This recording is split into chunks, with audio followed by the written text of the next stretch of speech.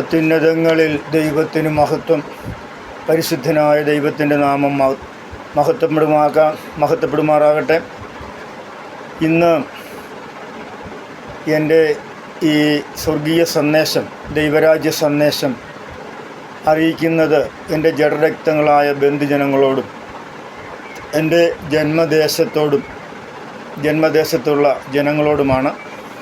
അങ്ങനെ ഒരു നിയോഗമാണ് ഇന്ന് എനിക്ക് ലഭിച്ചിരിക്കുന്നത്. ആകയാൽ ഞാൻ കഴിഞ്ഞ ദിവസങ്ങൾ ചെയ്തു വരുന്നത് പോലെ അതിൻ്റെ തുടർച്ചയായിട്ടുള്ള വീഡിയോസ് ഇപ്പം 4 ചെയ്ത് 5ാമത്തെ വീഡിയോസ് നാളെ ഉണ്ടാകുന്നതാണ്. ഇപ്പോൾ ഇത് അതിൽ നിന്ന് വ്യത്യസ്തമായിട്ട് എൻ്റെ ജന്മദേശത്തോടും എൻ്റെ ജഡപ്രകാരമുള്ള ബന്ധുജനങ്ങളോടും, ജഡപ്രകാരമുള്ള ബന്ധുജനത്തിൽ എൻ്റെ ജഡപ്രകാരം ഞാനുമായി ബന്ധപ്പെട്ട് നിൽക്കുന്ന സർവരോടുമുള്ള സ്വർഗീയ സന്ദേശമാണ് ഇന്ന് അറിയിക്കുവാനായിട്ടുള്ളത്. അതിൻ്റെ കാരണമെന്ന് പറഞ്ഞു കഴിഞ്ഞാൽ, നമ്മൾ ഓരോരുത്തർക്കും ഒരിക്കൽ ജനനവും പിന്നീട് മരണവും സകല മനുഷ്യർക്കും നിയമിച്ചാക്കിയിരിക്കുന്നു. അത് പ്രകാരം നമ്മളെല്ലാവരും മരിച്ചു കഴിഞ്ഞാൽ അത് നിത്യമായ ജീവിതത്തിലേക്കുള്ളൊരു ജനനമാണെന്ന് ഞാൻ കഴിഞ്ഞ വീഡിയോകളിൽ എല്ലാത്തിനും പറഞ്ഞിട്ടുണ്ട്. അതിപ്പോഴും ആവർത്തിക്കുകയാണ്. മരണം അവസാനമല്ല, മരണം ഒരു ദീർഘമായ ജീവിതത്തിലേക്കുള്ള, അവസാനമില്ലാത്ത നിത്യമായ ഒരു ജീവിതത്തിലേക്കുള്ള പ്രവേശനമാണ്. അപ്പോൾ അങ്ങനെ പ്രവേശിക്കുമ്പോൾ നിങ്ങൾ ദൈവസന്നിധിയിൽ പറയുവാനിടയുള്ള ചില കാര്യങ്ങൾ നിങ്ങളോട് ഞാൻ മുന്നമേ കണ്ടുകൊണ്ട് നിങ്ങളോട് ഞാനത് പറയുകയാണ്. അപ്പോൾ അത് കഴിഞ്ഞതിന് ശേഷം ദൈവിക സന്ദേശം ഞാൻ നിങ്ങളോട് അറിയിക്കാം. കാരണം ഞാനിത് പറയുന്നതിൻ്റെ കാരണം, ഒരു ആത്മാവിൻ്റെ വില എന്ന് പറയുന്നത് ദൈവത്തിൻ്റെ മുൻപാകെ എൻ്റെയും നിങ്ങളുടെയും ആത്മാവിൻ്റെ വില എന്ന് പറയുന്നത് ഈ മുഴു ലോകത്തിനേക്കാളും വിലയേറിയതാണ്. ഇത് നമ്മുടെ ലോകരക്ഷകനായ കർത്താവായ യേശുക്രിസ്തു ദൈവരാജ്യ സന്ദേശം അറിയിക്കുന്നതിന് വേണ്ടി ഈ ഭൂമിയിലേക്ക് വന്നപ്പോൾ പറഞ്ഞ കാര്യമാണ്. മനുഷ്യൻ്റെ ആത്മാവിൻ്റെ വില കർത്താവ് ചോദിച്ചതാണ്, ഭോഷനായ മനുഷ്യ, ഈ ലോകം മുഴുവൻ നേടിയാലും നിൻ്റെ ആത്മാവിനെ നഷ്ടമാക്കിയാൽ എന്തു പ്രയോജനം? അപ്പോൾ ഈ ലോകം മുഴുവനും ഒരു ത്രാസിൻ്റെ ഒരു തട്ടിൽ വെച്ച് മറ്റേ തട്ടിൽ ഒരു മനുഷ്യൻ്റെ ആത്മാവിനെ വെച്ച് കഴിഞ്ഞാൽ ആ ആത്മാവിൻ്റെ തട്ട് താന്നു തന്നെ ഇരിക്കും. ലോകത്തിൻ്റെ തട്ട് ഭൂമിയുടെ തട്ട് അല്ലെങ്കിൽ ലോകത്തിൻ്റെ തട്ട് ഉയർന്നിരിക്കും. അത്രയ്ക്ക് വിലയേറിയതാണ്. അപ്പോൾ ആ ആത്മാവിൻ്റെ വില ഒരു മനുഷ്യന് തീർക്കുവാൻ പറ്റത്തില്ല. മനസ്സിലായില്ലേ? ഒരു ആത്മാവിൻ്റെ വില മനുഷ്യന് തീർക്കാൻ പറ്റാത്തതിനേക്കാൾ വിലയേറിയതാണ്. അപ്പം എന്നോട് ചോദിക്കുവാൻ ഇടയുള്ള ചില ചോദ്യങ്ങൾ ഞാൻ നിങ്ങളോട് അങ്ങോട്ട് ചോദിക്കുകയാണ്. നീ എൻ്റെ അയൽവാസിയായി വർഷങ്ങൾ ജീവിച്ചു. നമ്മുടെ സ്വപ്നങ്ങൾ, സങ്കടങ്ങൾ, സന്തോഷങ്ങൾ പലപ്പോഴും പങ്കുവെച്ചു. നീ ഒരു സ്നേഹിതനിലും വലിയവനായിരുന്നു എനിക്ക്. എൻ്റെ അത്യാവശ്യങ്ങളിൽ സഹായിച്ചവനുമായിരുന്നു. എൻ്റെ നിന്നിലുള്ള വിശ്വാസം വളരെ വലുതായിരുന്നു. അചഞ്ചലമായി നീ എന്നിലും വിശ്വസിച്ചു. നമ്മൾ തമ്മിൽ ഒരിക്കലും ഒരു വാക്കുതർക്കം ഉണ്ടായിട്ടില്ല. നമ്മൾ പിരിയാത്ത ബന്ധത്തിൽ കഴിഞ്ഞു. ഞാൻ അവിശ്വാസിയായപ്പോൾ പോലും ഞാൻ അവിശ്വസ്തനായിരുന്നപ്പോൾ പോലും നീ എന്നോട് വിശ്വസ്തനായിരുന്നു. എൻ്റെ എല്ലാ ആവശ്യങ്ങളിലും നീ നല്ലവൻ മാത്രമായിരുന്നു. നീ എത്രയധികം ദയാലുവുമായിരുന്നു. ഞാൻ നിന്നേക്കാൾ നേരത്തെ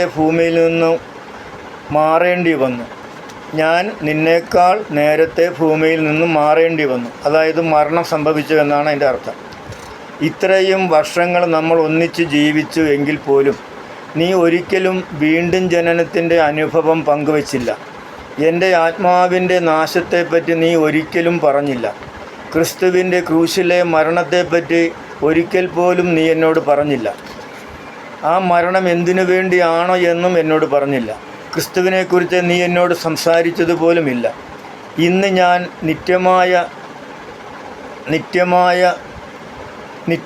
നിത്യത നഷ്ടപ്പെട്ട് നരകരാജ്യത്തിന് യോഗ്യനായി തീർന്നിരിക്കുന്നു. എന്നാൽ എനിക്ക് നിന്നോട് ആത്മാർത്ഥമായ ഒരു അപേക്ഷയുണ്ട്. നിനക്ക് എന്നെ ഇവിടെ നിന്ന് രക്ഷിപ്പാൻ കഴിഞ്ഞില്ല എന്നത് വളരെ സ്പഷ്ടമാണ്. നിനക്ക് എന്നെ ഇവിടെ നിന്ന് രക്ഷിപ്പാൻ കഴിഞ്ഞില്ല എന്നത് വളരെ സ്പഷ്ടമാണ്. നിൻ്റെ സ്നേഹത്തിൻ്റെ വാക്കുകൾക്ക് ഒട്ടും തന്നെ എന്നെ രക്ഷിപ്പാൻ ഇപ്പോൾ കഴിയുകയുമില്ല. എന്നാൽ എൻ്റെ പ്രിയ സ്നേഹിത, നിനക്ക് വളരെ വലിയ കാര്യം ചെയ്യാം. നിനക്ക് മാത്രം എന്നെപ്പോലെയുള്ള നിൻ്റെ അയൽവാസികളോട്, ബന്ധുമിത്രാദികളോട്, നിൻ്റെ ജന്മദേശവാസികളോട്, നിൻ്റെ ജന്മദേശത്തോട് ഈ സ്നേഹവാനായ യേശുവിനെ സ്നേഹിച്ച് എൻ്റെ കൂടെ നരകത്തിൽ വരാതിരിപ്പാൻ പ്രത്യേകം പ്രബോധിപ്പിക്കുക. ഈ സ്നേഹവാനായ യേശുവിനെ സ്നേഹിച്ച് എൻ്റെ കൂടെ നരകത്തിൽ വരാതിരിപ്പാൻ അവരെ പ്രബോധിപ്പിക്കുക. ഇത് എൻ്റെ ഒരു സങ്കല്പത്തിലുള്ള ഒരു ചോദ്യമാണ്. കാര്യം നിങ്ങളുടെ ആത്മാവിന് ഞാൻ ഉത്തരവാദിയല്ല എന്ന് നിങ്ങളെ ബോധ്യപ്പെടുത്തുന്നതിന് വേണ്ടി ആണ്, നിങ്ങൾക്ക് പൂർണ്ണ ബോധ്യം നൽകുന്നതിന് വേണ്ടിയാണ് 4 പ്രാവശ്യം നിങ്ങളുടെ ഓരോരുത്തരുടെയും ഭവനങ്ങളിൽ ഡയറക്റ്റ് വന്ന് കേൾക്കാൻ താല്പര്യമുള്ളവരോടെല്ലാം ദൈവരാജ്യ സന്ദേശം ഞാൻ പറഞ്ഞു. താല്പര്യമില്ലാത്തവർക്ക് ദൈവരാജ്യ സന്ദേശത്തെ അടങ്ങിയ ട്രാക്റ്റ്, ഞാൻ എഴുതിയതും മറ്റുള്ളവർ എഴുതിയതുമായ ട്രാക്റ്റുകൾ നിങ്ങൾക്ക് നൽകി. അങ്ങനെയൊക്കെ ചെയ്തു. ഇപ്പോൾ ഇത് 5ാമത്തെ വട്ടം വീണ്ടും നിങ്ങളോട് ഞാനിത് ഈ ദൈവത്തിൻ്റെ, നിങ്ങളുടെ രക്ഷയുടെ, പാപത്തിൻ്റെ ശമ്പളമായ നിത്യമരണത്തിൽ നിന്ന് നിങ്ങൾക്ക് മോചനം പ്രാപിക്കുവാനുള്ള നിത്യജീവൻ്റെ വചനങ്ങളെ ഒരിക്കൽ കൂടി നിങ്ങളോട് യൂട്യൂബ് എന്ന മാധ്യമത്തിലൂടെ നിങ്ങളോട് അറിയിക്കുകയാണ്. നിങ്ങൾക്ക് മാത്രമല്ല, ഈ യൂട്യൂബ് കാണുന്ന ലോകമെമ്പാടുമുള്ള മലയാളികൾക്കും ഇത് തർജിമ ചെയ്ത് മറ്റ് ഭാഷകളിലേക്ക് പകർന്നു കൊടുക്കുവാനായിട്ട് സ്നേഹിതന്മാരായിട്ടുള്ളവരുണ്ടെങ്കിൽ അവർക്ക്, ആ മലയാളികളായിട്ടുള്ളവർ, മറ്റുള്ള ഭാഷാ പരിജ്ഞാനമുള്ളവർ മറ്റുള്ള ഭാഷകളിലേക്കും തർജിമ ചെയ്ത് കൊടുക്കുവാൻ ഇടയായി തീരട്ടെ. അതിനുള്ള മനസ്സ് നിങ്ങൾക്ക് എല്ലാവർക്കും ഉണ്ടാകട്ടെ. നിത്യജീവൻ്റെ വചനം എല്ലാവരിലും എത്തപ്പെടട്ടെ എന്നുള്ള ആത്മാർത്ഥമായ പ്രാർത്ഥനയോടുകൂടി, അതുപോലെ തന്നെ ഞാൻ പ്രാരംഭത്തിൽ പറഞ്ഞതുപോലെ തന്നെ ഈ നിത്യജീവൻ്റെ വചനങ്ങൾ എന്നെ ദൃശ്യമായും അദൃശ്യമായും, അതായത് പരസ്യമായും അല്ലാതെ കൊണ്ടും എന്നെ പേരറിയുന്നവരും പേരറിയാത്തവരും എന്നെ വ്യക്തിപരമായി അറിയുന്ന എല്ലാവരുടെയും മുൻപാകെ എല്ലാവരോടുമായിട്ട് ഈ നിത്യജീവൻ്റെ വചനം, സ്വർഗരാജ്യത്തിൻ്റെ സദ്വാർത്ത ഞാൻ അറിയുകയാണ്. സമയത്തിൻ്റെ പരിധി ഉള്ളതുകൊണ്ട് അധികം മുഖവരയിലേക്ക് പോകുന്നില്ല. ദൈവം നിങ്ങൾ സശ്രദ്ധം നിങ്ങളുടെ നിങ്ങൾക്ക് നിത്യജീവൻ നൽകുന്ന ഈ സത്യവചനം, സ്വർഗത്തിൽ എന്നേക്കും സ്ഥിരമാക്കപ്പെട്ട സദ്വാർത്ത, സ്വർഗീയ ദൂത്, ഗുഡ് ന്യൂസ് ഫോർ ഹെവൻ, ഇത് നിങ്ങൾ ശ്രദ്ധയോടെ കേൾക്കുക. നെഗറ്റീവായിട്ട് ഒരിക്കലും പ്രതികരിക്കരുത്. ഇനിയെങ്കിലും നിങ്ങളോട് ഞാൻ അപേക്ഷിക്കുകയാണ്, ദൈവനാമത്തിൽ നിങ്ങളോട് അപേക്ഷിക്കുകയാണ്, ഇനിയെങ്കിലും നിങ്ങൾ ഈ തിരുവചനത്തോട് നെഗറ്റീവായി പ്രതികരിക്കരുത്. പോസിറ്റീവായി പ്രതികരിക്കുക, തിരുവചനത്തെ അനുസരിക്കുക. പാപത്തെക്കുറിച്ചും നീതിയെക്കുറിച്ചും ന്യായവിധിയെക്കുറിച്ചും ബോധ്യപ്പെടുന്ന പരിശുദ്ധാത്മാവിനോട് പ്രാർത്ഥിക്കുക. നിങ്ങൾ രക്ഷാനിർണയം പ്രാപിപ്പാൻ, നിങ്ങളുടെ പാപശിക്ഷകളും കുറ്റവും ക്ഷമിച്ചു തന്ന് രക്ഷാനിർണയം പ്രാപിപ്പാൻ തക്കവണ്ണം വളരെ പ്രാർത്ഥനയോടുകൂടി പാപബോധത്തോടും പശ്ചാത്താപത്തോടും അനുതാപത്തോടും കൂടി നിങ്ങളുടെ നിത്യജീവനായിട്ടുള്ള വചനത്തെ കേൾക്കുക, വായിക്കുക, കേൾക്കുക, ശ്രവിക്കുക, അനുസരിക്കുക. ജീവിതത്തിൽ അനുഗ്രഹം പ്രാപിക്കുക. പരിശുദ്ധാത്മാവ് നിങ്ങളെ അതിന് സഹായിക്കട്ടെ. ഞാൻ തിരുവചനത്തിലേക്ക് കടക്കുകയാണ്. ആദിയിൽ പിതാവായ ദൈവം തൻ്റെ സ്വരൂപത്തിലും സാദൃശ്യത്തിലും മനുഷ്യനെ സൃഷ്ടിച്ചു. ഇത് ഉൽപ്പത്തി പുസ്തകം 1-ാം അധ്യായം 26-ഉം 27-ഉം വചനമാണ്. അവനിൽ തൻ്റെ ആത്മാവിനെ പകർന്നു. അവർക്ക് സമ്പൂർണ്ണ സർവ്വസുഖ സൗകര്യങ്ങളും ഒരുക്കി വെച്ചതിന് ശേഷമാണ് ദൈവം തൻ്റെ സ്വരൂപത്തിലും സാദൃശ്യത്തിലും പൊടിയിൽ നിന്നും മനുഷ്യനെ സൃഷ്ടിച്ചത്. എല്ലാം മനുഷ്യനാവശ്യമായ എല്ലാം ഒരുക്കി വെച്ചതിന് ശേഷമാണ് ദൈവം മനുഷ്യനെ സൃഷ്ടിച്ച് താൻ ഒരുക്കി വെച്ചിരുന്ന ആ സ്ഥലത്തേക്ക് ദൈവം മനുഷ്യനെ കൂട്ടിക്കൊണ്ടുപോയി ഏദേൻ പർദീസ. അതിൻ്റെ ആ തോട്ടത്തിൻ്റെ പേര് ഭൂമിയിൽ തന്നെയുള്ള ഏദേൻ പർദീസ. ഭൂമിയിലെ ഒരു സ്ഥലം ദൈവം അതിനു വേണ്ടി തിരഞ്ഞെടുത്ത് അതൊരു പർദീസയായിട്ട്, അതായത് സ്വർഗ്ഗതുല്യമായിട്ടുള്ള എല്ലാ സുഖസൗകര്യങ്ങളോടും കൂടി ഒരു പർദീസയായിട്ട് അതിനെ രൂപകൽപ്പന ചെയ്തു. അവിടെ ഈ താൻ സൃഷ്ടിച്ച മനുഷ്യനെ കൊണ്ട് ആക്കി. യഹോവയായ ദൈവം മനുഷ്യനെ കൂട്ടിക്കൊണ്ടുപോയി ഏദേൻ തോട്ടത്തിൽ വേല ചെയ്യുവാനും അതിനെ കാക്കാനും അവിടെ ആക്കി. ഉൽപ്പത്തി പുസ്തകം 2-ാം അധ്യായം 15-ാം വാക്യം. പിതാവായ ദൈവം ഏദേനിൽ വന്ന് മനുഷ്യനുമായി സഹവസിച്ച് അവർ വളരെ സന്തോഷമായി ഒന്നിച്ച്, അതായത്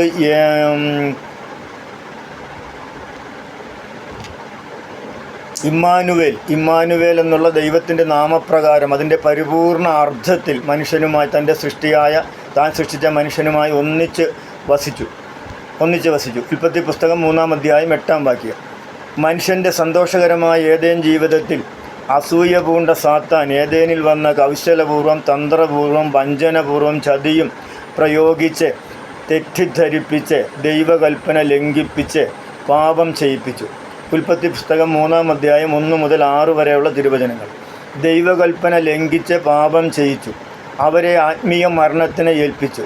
പാപം ചെയ്തതുമൂലം അവരിൽ നിന്നും ദൈവാത്മാവ് മാറ്റപ്പെടുകയും അവരിലുണ്ടായിരുന്ന ദൈവിക ജീവൻ അവർക്ക് നഷ്ടപ്പെടുകയും അവരിലുണ്ടായിരുന്ന ദൈവിക തേജസ് ആകുന്ന വസ്ത്രം അവർക്ക് നഷ്ടമാകുകയും അവർ നഗ്നരായി തീരുകയും ചെയ്തു. അതായത് വസ്ത്രമില്ലാത്തവരായി തീരുകയും ചെയ്തു. അവർക്ക് ആത്മീയ മരണം സംഭവിച്ചു. പാപം ചെയ്ത മനുഷ്യനെ പിതാവായ ദൈവം ഏദേനിൽ നിന്നും പുറത്താക്കി ശപിക്കപ്പെട്ട ഭൂമിയിൽ പാർപ്പിച്ചു. ഉൽപ്പത്തി പുസ്തകം 3-ാം അധ്യായം 23-ാം വാക്യം.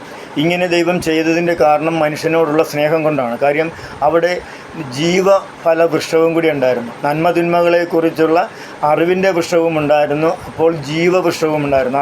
ഈ നന്മതിന്മകളെക്കുറിച്ചുള്ള അറിവിൻ്റെ വൃക്ഷത്തിൻ്റെ ഫലം തിന്നരുതെന്നാണ് പറഞ്ഞിരുന്നത്. അത് തിന്നതുകൊണ്ട് അവർ അങ്ങനെയായി. ഇനി ജീവൻ്റെ ഫലം കൂടി തിന്ന് അവർ നിത്യമായി ആ പാപത്തിൽ ജീവിപ്പാൻ ഇടയാകാതിരിക്കുവാൻ ദൈവം മനുഷ്യനോടുള്ള സ്നേഹം നിമിത്തമാണ് ഏദേനിൽ നിന്നും മനുഷ്യനെ പുറത്താക്കിയത്. ഇങ്ങനെ ആദ്യ മാതാപിതാക്കളുടെ പാപം നിമിത്തം അവരുടെ സന്തതി പരമ്പരകളായ സകല മനുഷ്യരും പാപികളായി തീർന്നു. അതുകൊണ്ട് ഏക മനുഷ്യനാൽ പാപവും പാപത്താൽ മരണവും ലോകത്തിൽ കടന്നു. ഇങ്ങനെ എല്ലാവരും പാപം ചെയ്യുകയാൽ മരണം സകല മനുഷ്യരിലും പടർന്നിരിക്കുന്നു. റോമർക്കെഴുതിയ ലേഖനം 5-ാം അധ്യായം 12 മുതൽ 15 വരെയുള്ള തിരുവചനങ്ങൾ. അങ്ങനെ മനുഷ്യർ പാപത്തിനും സാത്താനും അടിമകളായി തീർന്നു. പാപത്തിൻ്റെ ഫലമായി മനുഷ്യരിൽ നിഗളം, ഉന്നതഭാവം, ദുർനടപ്പ്, ദുശ്ചിന്ത, വ്യഭിചാരം, പരസംഗം, ചതി, കുലപാതകം, മോഷണം, ദുഷ്ടത, അത്യാഗ്രഹം, മദ്യപാനം, പക, കോപം, ദുർനടപ്പ്, വ്യഭിചാരം, പരസംഗം, ദൈവദൂഷണം തുടങ്ങിയ സർവ്വദോഷങ്ങൾ. അതായത് സർവ്വദോഷങ്ങൾ മനുഷ്യനിൽ ദൈവത്തിൻ്റെ എല്ലാവിധ ചൈതന്യങ്ങളും നഷ്ടപ്പെടുത്തുന്ന സർവ്വദോഷങ്ങളും പൈശാചിക ശക്തിയാൽ അവനിൽ ഉളവാകുവാൻ തക്കവണ്ണം ഇടയായിത്തീർന്നു. ഇങ്ങനെ പാപാത്മാവിനാൽ നയിക്കപ്പെട്ട്, അതായത് പാപത്തിന് അടിമയായിത്തീർന്നു, അഥവാ സാത്താൻ അടിമയായി മനുഷ്യൻ തീർന്നു. സർവ്വ മനുഷ്യരും ഒരു വ്യത്യാസവുമില്ല, സകല മനുഷ്യനും സാത്താൻ്റെ അടിമയായിത്തീർന്നു. ദൈവത്തിൻ്റെ മക്കളായിരുന്ന മനുഷ്യവർഗം മുഴുവനും ഈ പാപം നിമിത്തം സാത്താൻ്റെ മക്കളായിത്തീരുകയും സാത്താൻ്റെ അടിമകളായിത്തീരുകയും ചെയ്തു. ഏക മനുഷ്യൻ്റെ പാപം നിമിത്തം പാപത്തിൽ മരിച്ച് നിത്യനരകത്തിന് അവകാശികളായി തീർന്നു. എന്നാൽ ഭീരുക്കൾ, അവിശ്വാസികൾ, അറയ്ക്കപ്പെട്ടവർ, കുലപാതകന്മാർ, ദുർനടപ്പുകാർ, ശുദ്രക്കാർ, ബിംബാരാധികൾ എന്നിവർക്കും പോഷ്ക് പറയുന്ന ഏവർക്കുമുള്ള ഓഹരി തീയും ഗന്ധകവും കത്തുന്ന തീപ്പൊയ്കയിലത്രേ. ഇത് വെളിപ്പാട് പുസ്തകം 21-ാം അധ്യായം 8-ാം വാക്യത്തിലെ 8-ാം തിരുവചനത്തിലാണ് ഈ കാര്യം പറയുന്നത്. ഇത് രണ്ടാമത്തെ മരണം. അവർ ഒരു നാളും സ്വർഗരാജ്യത്തിൽ കടക്കുകയില്ല. മർക്കോസ് 7-ാം അധ്യായം 22 മുതൽ 23 വരെയുള്ള വാക്യങ്ങളും 1 കൊരിന്ത്യർക്കെഴുതിയ ലേഖനം 1-ാം അധ്യായം 6-ാം കൊരിന്ത്യർക്കെഴുതിയ ലേഖനം കൊരിന്ത്യർക്ക് എഴുതിയ 1-ാം ലേഖനം 6-ാം അധ്യായം 9-ഉം 10-ഉം വാക്യങ്ങൾ. ദൈവം സ്വന്തം സ്വരൂപത്തിലും സാദൃശ്യത്തിലും സൃഷ്ടിച്ച തൻ്റെ മക്കളുടെ നാശത്തിൽ സഹതാപം തോന്നിയ പിതാവായ ദൈവം മാനവരാശിയെ പാപത്തിൽ നിന്നും മരണത്തിൽ നിന്നും വീണ്ടെടുക്കുവാൻ തൻ്റെ സ്വന്തം പുത്രനെ നൽകുവാൻ നിശ്ചയിച്ചു. തൻ്റെ ഏകജാതനായ പുത്രനിൽ വിശ്വസിക്കുന്ന ഏവനും നശിച്ചു പോകാതെ നിത്യജീവൻ പ്രാപിക്കേണ്ടതിന് ദൈവം ക്രിസ്തുവിനെ നൽകുവാൻ തക്കവണ്ണം ലോകത്തെ സ്നേഹിച്ചു. അപ്പോൾ പിതാവ് തൻ്റെ സാദൃശ്യത്തെ തന്നെ തന്നെ മറക്കുവാൻ അല്ലെങ്കിൽ തന്നെ ത്യജിക്കുവാൻ ദൈവത്തിന് കഴിയത്തില്ല. കാര്യം ദൈവം തൻ്റെ സ്വരൂപത്തിലും സാദൃശ്യത്തിലുമാണ് മനുഷ്യനെ സൃഷ്ടിച്ചത്. അവൻ എത്രമാത്രം പാപം ചെയ്താലും ദൈവത്തിന് തന്നെ മറക്കുവാനോ തന്നെ ഉപേക്ഷിക്കുവാനോ ത്യജിക്കുവാനോ കഴിയാത്തതുകൊണ്ട് താൻ തന്നെ മനുഷ്യനായി ഈ ഭൂമിയിൽ അവതരിക്കുവാൻ തക്കവണ്ണം മനുഷ്യവർഗത്തിൻ്റെ പാപത്തിന് പരിഹാരമായി തീരുവാൻ തക്കവണ്ണം തീരുമാനിച്ചു എന്നാണ് ഈ തിരുവചനത്തിൽ കാണുന്നത്. തൻ്റെ ഏകജാതനായ പുത്രനിൽ വിശ്വസിക്കുന്ന ഏവനും നശിച്ചു പോകാതെ നിത്യജീവൻ പ്രാപിക്കേണ്ടതിന് ദൈവം അവനെ ക്രിസ്തുവിനെ നൽകുവാൻ തക്കവണ്ണം ലോകത്തെ സ്നേഹിച്ചു. അങ്ങനെ അത് യോഹന്നാൻ്റെ സുവിശേഷം, യോഹന്നാൻ എഴുതിയ സുവിശേഷം 13-ാം അധ്യായം 16-ാം വാക്യം. അതുപോലെ തന്നെ അതിനകത്ത് അതിൻ്റെ യോഹന്നാൻ 1-ാം അധ്യായം 1-2 വാക്യങ്ങൾ, 13-ാം അധ്യായം 14-ാം വാക്യം. ആ തിരുവചനത്തിലൊക്കെ ഈ ദൈവത്തിൻ്റെ സ്നേഹത്തെക്കുറിച്ച് കാണുന്നുണ്ട്. അങ്ങനെ മാനവരാശിയുടെ വീണ്ടെടുപ്പിനായി യേശുക്രിസ്തു ഈ ഭൂമിയിൽ അവതരിച്ചു. താൻ 33.5 വയസ്സുവരെ ഈ ഭൂമിയിൽ ജീവിച്ചു ദൈവരാജ്യത്തിൻ്റെ സുവിശേഷം ഘോഷിച്ചു. രോഗികൾക്ക് സൗഖ്യം നൽകി, മരിച്ചവരെ ഉയർപ്പിച്ചു, കുരുടർക്കും മുടന്തർക്കും കാഴ്ചയും കേൾവിയും നൽകി, മുടന്തരെ നടക്കുമാറാക്കി, ഊമരെ കേൾക്കുമാറാക്കി, മരിച്ചവരെ ഉയർത്തെഴുന്നേൽപ്പിച്ചു. അങ്ങനെ വിവിധ വീര്യപ്രവൃത്തികൾ ചെയ്ത് താൻ ദൈവമാണ് എന്ന് തെളിയിച്ചുകൊണ്ട് താൻ ഇറങ്ങി വന്ന ദൈവരാജ്യത്തിൻ്റെ സുവിശേഷം ജനത്തോട് അറിയിച്ചു. ഈ 3.5 വർഷം ഘോഷിച്ചും രോഗികൾക്ക് സൗഖ്യം നൽകിയും തൻ്റെ അടുക്കൽ വന്ന എല്ലാവരെയും ദൈവം, ഒരാളെപ്പോലും ദൈവം വെറും കൈയോടെ വീട്ടിൽ യേശു എല്ലാവരുടെയും ആവശ്യങ്ങൾ നിർവഹിച്ച് അവരുടെ അവർ വന്ന ഏത് കാര്യത്തിന് വേണ്ടിയാണോ അവർ തൻ്റെ അടുക്കൽ വന്നത് ആ ആവശ്യം നിവൃത്തീകരിച്ച് താൻ ദൈവമാണെന്ന് ലോകത്തിന് വെളിപ്പെടുത്തിക്കൊണ്ടാണ് യേശുക്രിസ്തുവിൻ്റെ ഈ ഭൂമിയിലെ ജീവിതം.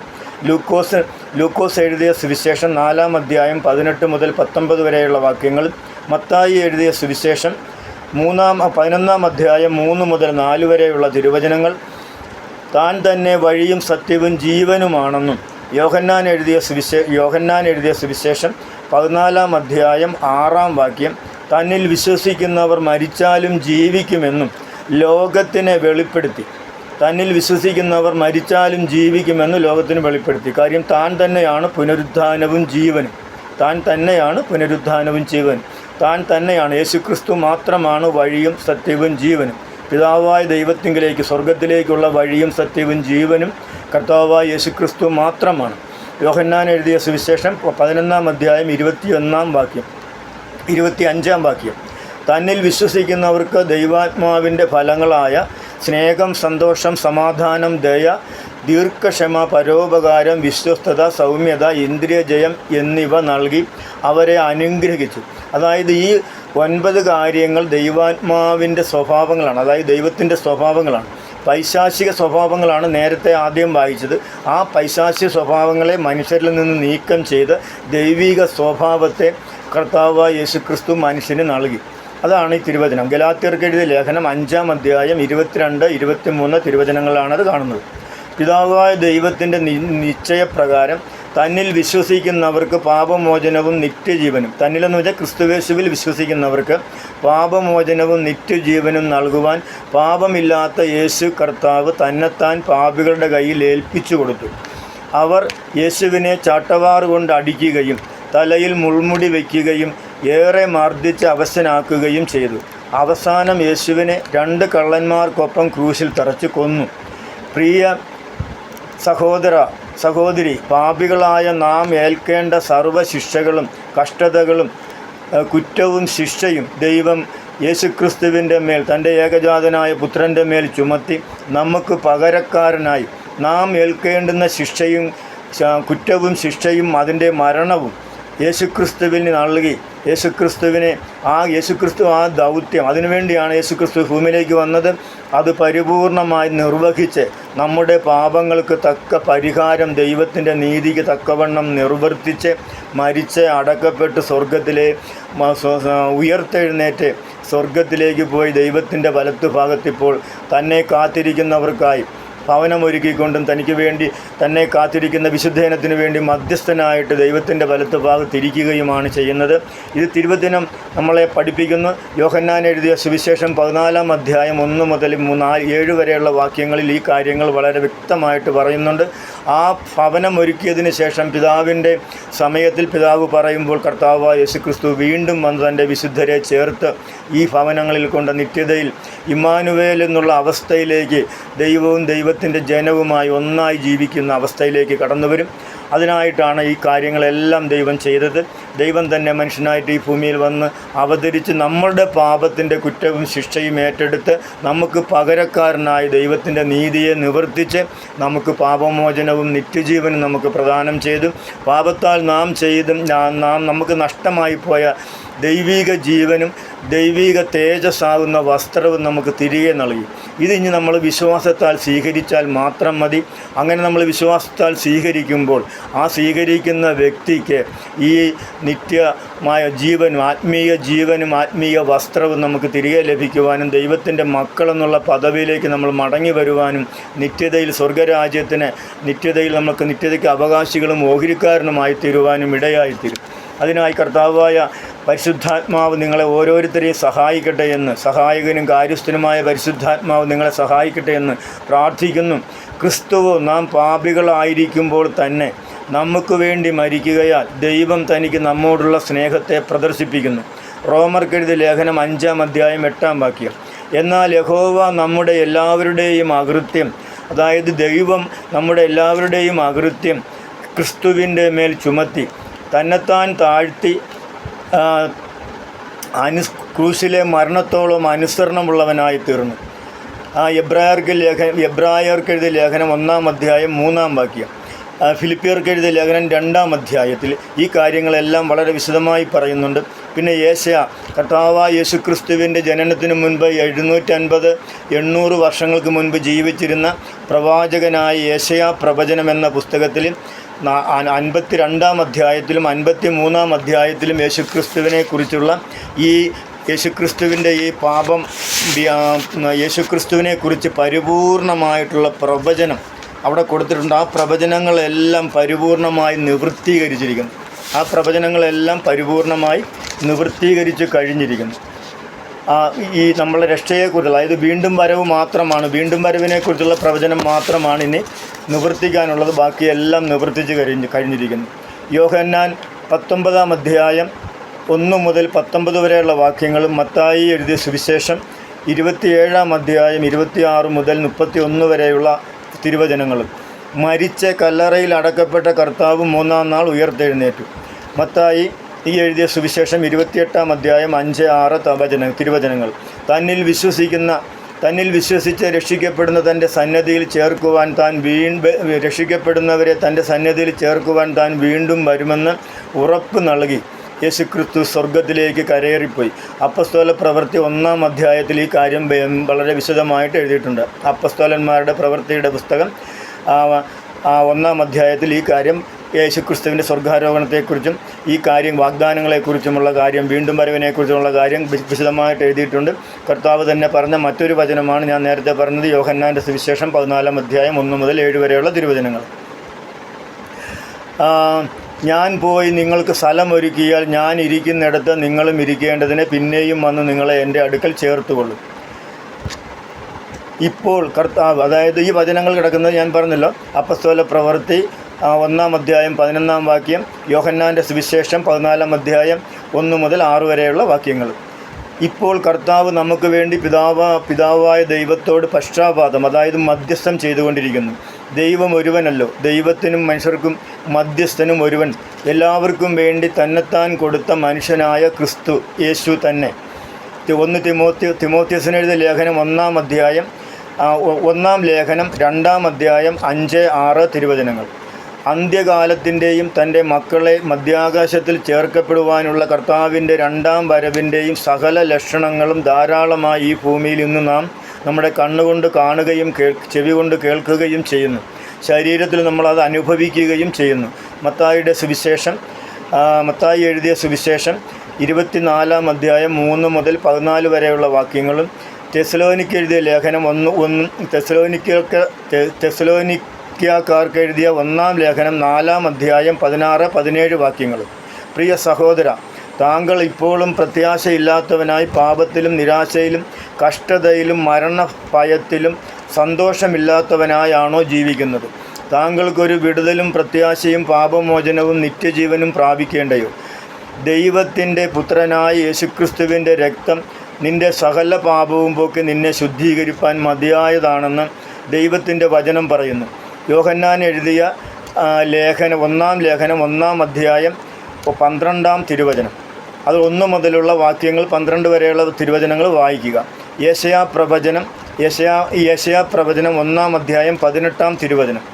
നിന്റെ പാപം രക്താംബരം പോലെ കടും ചുവപ്പായിരുന്നാലും അത് ഹിമം പോലെ വെളുപ്പിക്കുവാൻ കർത്താവായ യേശുക്രിസ്തുവിൻ്റെ രക്തം മതിയായതാകുന്നു. നീ ഈ തിരുവചനം വിശ്വസിച്ച് ഏറ്റുപറഞ്ഞാൽ മാത്രം മതി. ലോകാവസാനം താൽക്കാലികമായിട്ടുള്ള ഈ ലോകവാസം കഴിഞ്ഞാൽ എന്നേക്കുമുള്ള കർത്താവിനോടൊപ്പം വിശുദ്ധന്മാർക്കും ഒപ്പമുള്ള സ്വർഗീയ വാസവും നിത്യജീവനും പ്രാപിക്കേണ്ടയോ? ചിന്തിക്കുക. വിടുതലിനായി യേശു കർത്താവിനോട് പ്രാർത്ഥിക്കുക. താങ്കൾ രക്ഷ പ്രാപിക്കുവാൻ ആഗ്രഹിക്കുന്നുവെങ്കിൽ സർവ്വപാപങ്ങളും പാപസ്വഭാവങ്ങളും ഉപേക്ഷിച്ച് പശ്ചാത്താപത്തോടും മനസ്താപത്തോടും അനുതാപത്തോടും തീരുമാനത്തോടും സ്ഥിരതയുള്ള സ്ഥിരതയുള്ള മനസ്സോടും കൂടി യേശുവിൻ്റെ പരിശുദ്ധ രക്തത്താൽ കഴുകൽ പ്രാപിച്ച് യോഹന്നാൻ എഴുതിയ 1-ാം ലേഖനം 1-ാം അധ്യായം 7-ാം വാക്യം, യെശയ്യാ പ്രവചനം 1-ാം അധ്യായം 18-ാം വാക്യം. ഈ തിരുവചനങ്ങൾ പ്രകാരം വീണ്ടും ജനനം പ്രാപിച്ച് ദൈവിക കൃപകളും കൃപാവരങ്ങളും പ്രാപിച്ച് ദൈവമകനായി മകളായി ദൈവിക സന്തോഷത്തിൽ ആത്മാവിൽ സന്തോഷിച്ച് ദൈവരാജ്യത്തിൻ്റെ എല്ലാ നന്മകളും അനുഭവിച്ച് കൊരിന്ത്യർക്കെഴുതിയ ലേഖനം 2-ാം ലേഖനം 5-ാം അധ്യായം 7-ാം വാക്യം, യേശുവിനെ കർത്താവെന്ന് വായുകൊണ്ട് ഏറ്റുപറയുകയും ദൈവം അവനെ മരിച്ചവരിൽ നിന്നും ഉയർത്തെഴുന്നേൽപ്പിച്ചുവെന്ന് ഹൃദയം കൊണ്ട് വിശ്വസിക്കുകയും ചെയ്താൽ നീ രക്ഷിക്കപ്പെടും എന്നുള്ള തിരുവചന പ്രകാരം ഈ യേശുവിനെ കർത്താവെന്ന്, അതായത് കർത്തൃത്വം നടത്തുന്നവൻ, കർത്താവെന്ന പദത്തിൻ്റെ അർത്ഥം യജമാനൻ, ഉടമസ്ഥൻ, ഉടയവൻ, ഉത്തരവാദി, കർത്തൃത്വം നടത്തുന്നവൻ, ഭരിക്കുന്നവൻ, നയിക്കുന്നവൻ, ഉപദേഷ്ടാവ് എന്നൊക്കെയാണ്. അപ്പോൾ ഈ അർത്ഥത്തിൽ യേശുവിനെ കർത്താവായിട്ട് ഹൃദയത്തിൽ സ്വീകരിക്കുകയും കർത്താവായ ഹൃദയത്തിൽ യേശുക്രിസ്തുവിനെ സ്വീകരിക്കുകയും ആ കാര്യം അധരം കൊണ്ട് ഏറ്റുപറയുകയും പിതാവായ ദൈവം യേശുക്രിസ്തുവിനെ മരിച്ചവരിൽ നിന്ന് ഉയർത്തെഴുന്നേൽപ്പിച്ചുവെന്ന് ഹൃദയം കൊണ്ട് വിശ്വസിക്കുകയും അധരം കൊണ്ട് ഏറ്റുപറയുകയും ചെയ്താൽ നീ രക്ഷിക്കപ്പെടും. ഇതിനുവേണ്ടി നീ യാതൊരുവിധ കർമ്മങ്ങളോ ആചാരങ്ങളോ പണച്ചെലവുകളോ നിനക്കില്ല. നീ ഈ തിരുവചനത്തെ വിശ്വസിച്ച് ഹൃദയം കൊണ്ട് പരിപൂർണമായി വിശ്വസിച്ച് അധരം കൊണ്ട് ഏറ്റുപറഞ്ഞാൽ മാത്രം മതി. കാരണം ദൈവം മനുഷ്യവർഗത്തിന് രക്ഷ നൽകുന്നത് കൃപയാലാണ്, പ്രവൃത്തിയാലല്ല. വിശ്വാസത്താൽ നാം ഏറ്റുപറയുമ്പോൾ മാത്രം ഈ നിത്യജീവൻ എന്നുള്ള ആ മരണത്തിൽ നിന്നുള്ള വിടുതൽ നമുക്ക് ഓരോരുത്തർക്കും ലഭിക്കുവാനായിട്ട് ഇടയായിത്തീരും. പിതാവായ ദൈവം റോമർക്കെഴുതിയ ലേഖനം 10-ാം അധ്യായം 9-ഉം 10-ഉം വാക്യങ്ങൾ വായിക്കുക. വളരെ നന്നായിട്ട് ആ വാക്യം എടുത്ത് വായിക്കണം. റോമാക്കാർക്കെഴുതിയ ലേഖനം 10-ാം അധ്യായം 9-10 വാക്യങ്ങൾ. ആ വാക്യമാണ് ഞാൻ മുകളിൽ വായിച്ചത്. ഈ വചനപ്രകാരം രക്ഷിക്കപ്പെടുവാൻ പൂർണ്ണ വിശ്വാസത്തോടും പശ്ചാത്താപത്തോടും മാനസാന്തരത്തോടും തീരുമാനപൂർവ്വം ഈ പ്രാർത്ഥന ചൊല്ലുക. പിതാവായ ദൈവമേ, പാപിയായ എനിക്ക് പാപമോചനവും നിത്യജീവനും നൽകുവാൻ എൻ്റെ പാപങ്ങൾ വഹിച്ചുകൊണ്ട് എനിക്ക് പകരക്കാരനായി എൻ്റെ പാപത്തിൻ്റെ കുറ്റവും ശിക്ഷയും ഏറ്റെടുത്ത് മരണം വരിച്ച, ഞാൻ മരിക്കേണ്ട സ്ഥാനത്ത് ആ മരണത്തെ ഏറ്റെടുത്ത് മരണം വരിച്ച യേശുക്രിസ്തുവിൻ്റെ പീഡാനുഭവങ്ങളെ ഞാൻ വിശ്വസിക്കുന്നു. അതെനിക്ക് വേണ്ടി, എനിക്ക് പകരമായിട്ടാണ് യേശുക്രിസ്തു പീഡകളേറ്റതെന്നും ക്രൂശിക്കപ്പെട്ടതെന്നും യാതനകളും അപമാനങ്ങളും നിന്ദകളും പരിഹാസങ്ങളും മരണവും ഏറ്റെടുത്തതെന്ന് ഞാൻ പരിപൂർണമായി വിശ്വസിക്കുന്നു. ഈ യേശുക്രിസ്തുവിനെ അങ്ങയുടെ ആത്മാവ് അങ്ങയുടെ ആത്മാവിനാൽ മരിച്ചവരുടെ ഇടയിൽ നിന്നും ഉയർത്തെഴുന്നേൽപ്പിച്ചുവെന്ന് ഞാൻ ഹൃദയം കൊണ്ട് പൂർണ്ണമായി വിശ്വസിക്കുന്നു. ഈ വിശ്വാസ പ്രഖ്യാപന പ്രകാരം, അവിടുത്തെ തിരുവചന പ്രകാരം യേശുവിനെ കൈക്കൊണ്ട് അവൻ്റെ നാമത്തിൽ വിശ്വസിക്കുന്ന ഏവർക്കും ദൈവമക്കളാകുവാൻ ദൈവം അധികാരം കൊടുത്തു എന്നുള്ള തിരുവചന പ്രകാരം ഈ വിശ്വാസ പ്രഖ്യാപനത്തെ അവിടുന്ന് സ്വീകരിച്ചുകൊണ്ട് ക്രിസ്തുയേശുവിൻ്റെ രക്തത്താൽ എൻ്റെ ആത്മാവിലെയും ജഡത്തിലെയും പ്രാണനിലെയും ദേഹീമണ്ഡലം, ദേഹമണ്ഡലം, ആത്മമണ്ഡലത്തിലെ സകല പാപങ്ങളും കഴുകി ശുദ്ധീകരിച്ച് എന്നെ അങ്ങയുടെ മകനായി അംഗീകരിക്കണമേ. അവിടുത്തെ പരിശുദ്ധാത്മാവിനാൽ ദൈവരാജ്യത്തിൻ്റെ പ്രജയായി എൻ്റെ മേൽ മുദ്രയിടണമേ. അവിടുത്തെ ദൂതന്മാരെ എനിക്കായി കാവൽ ഏർപ്പെടുത്തണമേ. ക്രിസ്തുവേശുവിനെ നൽകിയവനായ അങ്ങയുടെ പുത്രനായ യേശുക്രിസ്തുവിനെ എനിക്ക് നൽകിയതുപോലെ സർവ്വസ്വർഗീയ നന്മകൾക്കും ഞാൻ അവകാശിയും ഓഹരിക്കാരനുമായി തീരുവാൻ തക്കവണ്ണം അവിടുത്തെ തൃക്കരത്താൽ എൻ്റെ പേര് ജീവപുസ്തകത്തിൽ എഴുതണമേ. എൻ്റെ കർത്താവായ യേശുവേ, എനിക്ക് വേണ്ടി പിതാവിനോട് മധ്യസ്ഥം ചെയ്യണമേ. ഞാൻ അങ്ങയുടെ പാപയാഗത്തെ അംഗീകരിക്കുകയും ഹൃദയത്തിൽ വിശ്വസിക്കുകയും അത് ഏറ്റുപറയുകയും ചെയ്യുന്നു. എനിക്ക് വേണ്ടി മധ്യസ്ഥം ചെയ്യണമേ. അങ്ങയുടെ രക്തത്താൽ എന്നെ ശുദ്ധീകരിക്കണമേ.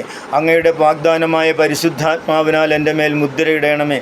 അങ്ങയുടെ ദൂതന്മാരെ എനിക്ക് കാവലായി ഏർപ്പെടുത്തണമേ. നിത്യരാജ്യത്തിന് അവകാശിയും ഓഹരിക്കാരനുമായി തീരുവാൻ നിത്യജീവൻ എനിക്ക് പ്രദാനം ചെയ്യണമേ. Hallelujah, hallelujah, hallelujah.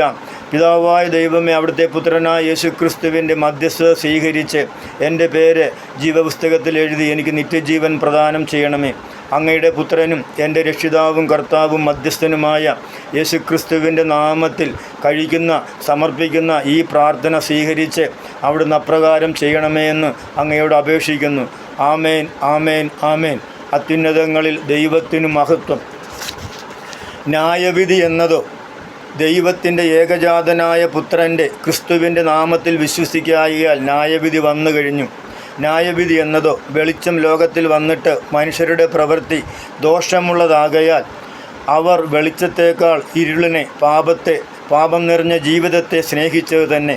യോഹന്നാൻ എഴുതിയ സുവിശേഷം 3-ാം അധ്യായം 17 മുതൽ 21 വരെയുള്ള വാക്യങ്ങൾ. വെളിപ്പാട് പുസ്തകം 20-ാം അധ്യായം 15-ാം തിരുവചനം. എബ്രയ ലേഖനം 9-ാം അധ്യായം 27-ാം തിരുവചനം. സ്നേഹിത, താങ്കൾ പൂർണ്ണമായി വിശ്വസിച്ച് പശ്ചാത്താപത്തോടെ പാപങ്ങൾ ഏറ്റുപറഞ്ഞ് പ്രാർത്ഥിച്ചതെങ്കിൽ താങ്കളുടെ സർവ്വപാപങ്ങളും ക്ഷമിക്കപ്പെട്ട് വീണ്ടും ജനനം പ്രാപിച്ച് ദൈവമകനായി സ്വർഗരാജ്യത്തിന് അവകാശിയായി തീർന്നിരിക്കുന്നു. ഇനി താങ്കൾ പാപത്തിൽ അധികം ദോഷമായി സംഭവിക്കാതിരിക്കാൻ മേലിൽ താങ്കൾ പാപം ചെയ്യരുത്. വിശുദ്ധ വേദപുസ്തകം വായിച്ച് പരിശുദ്ധാത്മാവിൻ്റെ കർത്തൃത്വം അംഗീകരിച്ച് പരിശുദ്ധാത്മാവിൻ്റെ നിയന്ത്രണത്തിൽ ജീവിക്കുവാൻ താങ്കളെ തന്നെ പരിശുദ്ധാത്മാവിൻ്റെ കരങ്ങളിൽ ഏൽപ്പിക്കുക. പരിശുദ്ധാത്മാവ് പറയുന്നത് പോലെ വിശുദ്ധ ജീവിതം നയിക്കുക. വിശുദ്ധ കൂട്ടായ്മയിൽ ജീവിക്കുക. അപ്പസ്തോല പ്രവൃത്തി 2-ാം അധ്യായം പരിപൂർണമായി വായിക്കുക. പ്രധാനമായിട്ടും 40 മുതലുള്ള തിരുവചനങ്ങൾ അവസാനം വരെയുള്ള തിരുവചനങ്ങൾ വളരെ മനസ്സിരുത്തി വായിക്കുക. അതാണ് ദൈവരാജ്യത്തിൻ്റെ, ദൈവസഭയുടെ അടിസ്ഥാന ഉപദേശങ്ങൾ. ആ അടിസ്ഥാന ഉപദേശങ്ങൾ പ്രകാരം താങ്കളുടെ മരണം വരെയും അല്ലെങ്കിൽ കർത്താവായ യേശുക്രിസ്തുവിൻ്റെ വീണ്ടും വരവ് വരെയും വിശ്വസ്തയോടെ ജീവിക്കുക. നമുക്ക് ഒന്നിച്ച് സ്വർഗത്തിൽ പിതാവായ ദൈവത്തിൻ്റെ സന്നിധിയിൽ നിത്യതയിൽ ഒന്നിച്ച് ആ ഇമ്മാനുവേൽ എന്നുള്ള അനുഭവത്തിൽ പിതാവായ ദൈവത്തോടുകൂടെ വസിപ്പാൻ ഈ തിരുവചനം താങ്കളെയും താങ്കളുടെ കുടുംബത്തെയും എല്ലാവരെയും സഹായിക്കട്ടെ, അനുഗ്രഹിക്കട്ടെ. പരിശുദ്ധാത്മാവ് താങ്കളെയും താങ്കളുടെ കുടുംബാംഗങ്ങളെയും ഹല്ലേലൂയ, ഹല്ലേലൂയ പാപത്തെക്കുറിച്ചും നീതിയെക്കുറിച്ചും ന്യായവിധിയെക്കുറിച്ചും ബോധ്യം വരുത്തി രക്ഷയിലേക്ക് നയിക്കട്ടെ നയിക്കണമേ എന്ന് പരിശുദ്ധാത്മാവിനോട് ആത്മാർത്ഥമായി പ്രാർത്ഥിച്ചുകൊണ്ട് ഈ സ്വർഗരാജ്യ സന്ദേശത്തെ ഹല്ലേലൂയ, ഹല്ലേലൂയ, ഈ hallelujah good news for heaven ദൈവരാജ്യ സന്ദേശത്തെ നിങ്ങളോട് അറിയിക്കുന്നു. അപ്പോൾ തന്നെ ലോകജനത്തിനും ഈ സന്ദേശം സ്വീകരിക്കാം. ലോകമെമ്പാടുമുള്ള ദൈവജനമായി തീരുന്നവർ അല്ലെങ്കിൽ ദൈവജനമായി തീരാൻ വിളിക്കപ്പെട്ടവർ ഇത് നിങ്ങൾക്ക് മറ്റുള്ള ഭാഷകൾ പരിചയമുണ്ടെങ്കിൽ ആ ഭാഷകളിലേക്ക് തർജ്ജമ ചെയ്ത് അല്ലെങ്കിൽ ഷെയർ ചെയ്ത് മറ്റുള്ളവർക്ക് പങ്കുവയ്ക്കുക. ദൈവമായ കർത്താവ് സഹായിക്കട്ടെ, അനുഗ്രഹിക്കട്ടെ. നമ്മൾക്ക് നിത്യതയിൽ കാണാമെന്നുള്ള പ്രത്യാശയോടുകൂടി ഈ സന്ദേശം ഞാനിവിടെ പര്യവസാനിപ്പിക്കുന്നു. ദൈവമായ കർത്താവ് സഹായിക്കട്ടെ. അത്യുന്നതങ്ങളിൽ ദൈവത്തിന് മഹത്വം, മഹത്വം, മഹത്വം. കർത്താവായ യേശുവേ, വേഗം വരേണമേ. മാറാനാഥ, മാറാനാഥ, മാറാനാഥ. ആമേൻ. കർത്താവേ വരേണമേ. ആമേൻ.